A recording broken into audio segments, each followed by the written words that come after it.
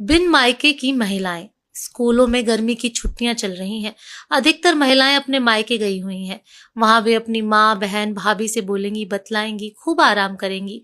बचपन की सखियों से मिलकर हंसी ठिठोली करेंगी, अपना बचपन याद करेंगी। अपनी माँ से अपनी पसंद की चीजें बनवा कर खाएंगी। महिलाओं को पूरा वर्ष इन गर्मी की छुट्टियों का इंतजार रहता है। कुछ महिलाएं ऐसी भी होती हैं जिनके मायके नहीं होते। मायका नहीं है तो वर्ष भर का इंतजार भी नहीं है।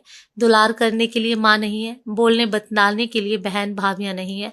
बचपन की सखियां तो बिछड़े हुए जमाना बीत गया। वे सब आती होंगी अपने अपने मायके, परंतु इसका तो मायका ही नहीं है।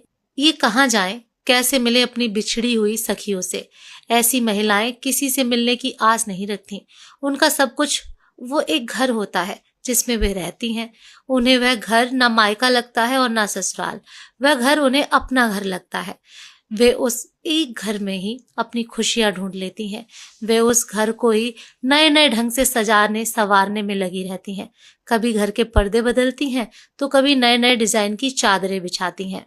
वे गर्मी की छुट्टियां अपने घर व उसमें रहने वालों के ऊपर न्यौछावर कर देती हैं। उनके भाग्य में बेटी बनकर सुख भोगना नहीं लिखा होता। वे उस कमी को एक अच्छी माँ बनकर पूरा कर लेती हैं। वे छुट्टियों में अपने बच्चों को नए नए व्यंजन बनाकर खिलाती हैं। पड़ोस की लड़कियों की वे सबसे प्यारी भाभी बन जाती हैं। आसपास की हम उम्र बहुओं की वे प्यारी बहन व सखी होती हैं। वे आस नहीं रखती कि कोई उनके लिए कुछ करेगा। वे ही सबके लिए सब कुछ करती चली जाती हैं।